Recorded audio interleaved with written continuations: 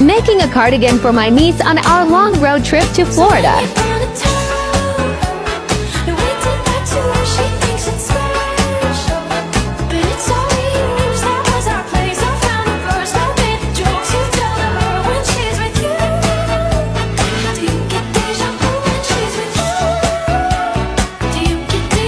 These colors are so her. She is too cute.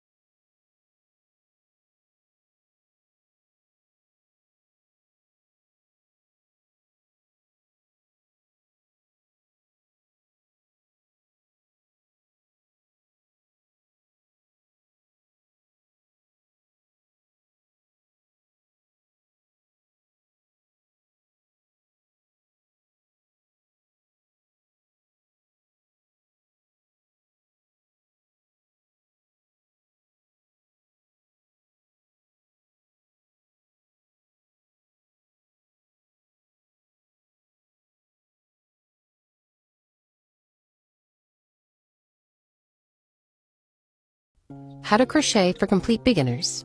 You're going to need yarn and a crochet hook. I have a 5.5mm one because that's what matches up with my yarn.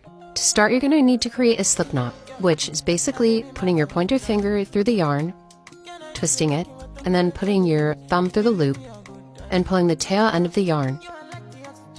This will create an opening for your crochet hook. So put the hook in and pull the tail of the yarn tight. Next, we need to learn how to hold the yarn. So what I do is I wrap my pinky and then my pointer finger around and hold the tail of the yarn, and I do this like I'm cutting wood. To chain, I wrap the hook over, under, and through the loop. Again, that's over, under, and pull through. And if it seems hard to get the yarn through the loop, that might be because it is too tight. So try to hold your yarn a little looser. A key to crocheting is practice, so make sure to practice chaining until you feel comfortable with it. And once you feel comfortable with chaining, we can start our next round of stitches. You're going to find the previous loop that you chained, and you are going to put your crochet hook through that chain. You're going to pull the yarn over through that one chain, so you're going to have 2 loops on your chain, and then you're going to pull over again through those 2 loops so you have 1 left. Watch that again if you need to, but do it until the end of the row. At the end of the row, you're always going to chain 1 and turn your work.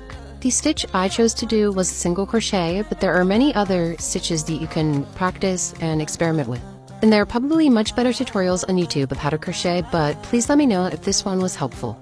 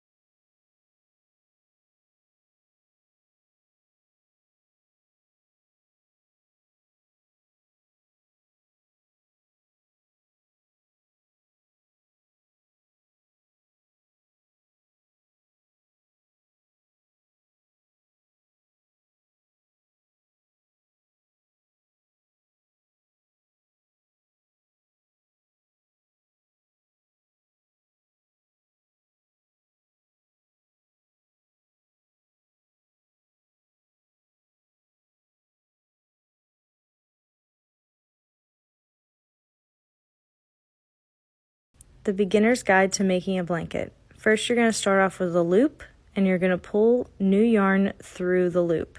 That creates a slip knot. Pull it tight onto your hook. You're going to take your hook over the new yarn, twist it, pull it through. So over, twist down, should make like a 5 or an S, and pull it through. You're going to repeat this process until you reach about 13% over your desired length. Once you're there, take a look at your chain. You'll see one side looks like a braid, the other side looks like it has little bumps coming out of it. Those are what we're going to go into. We want to skip the first one and go into the second. Set it back on your hook. You're going to go over the yarn and pull it through just the bump. Set it back on your hook again. You should have 2 loops now. The first one should have a little bit of give to it. Now you're going to go with your hook over, and then you're going to twist it around that yarn. It should look like that 5 or an S when we were chaining. Make sure you set your new loop back on the hook. You should have 1 now. And then you're going to go into the next bump. Grab some new yarn, pull through. You should have 2. Make the 5 or an S and pull through the 2. If you're an absolute beginner, I highly recommend that you try this with about 10 to 20 chains before you commit to a full blanket, because if you make a mistake, it's going to be very disheartening to unravel all of it. Should look like this by now. And now you'll see why we made 13% over, because it does shrink. I marked the last stitch with a stitch marker. If you don't have any stitch markers, you can just use a paper clip. And then I'm checking my slip knot, making sure it's pulled tight. And then I'm going to chain up 1. Due to the fact that I only have 3-minute videos, I'm going to have to do a part 2. I'm going to flip my work, and then I'll put part 2 in the comments.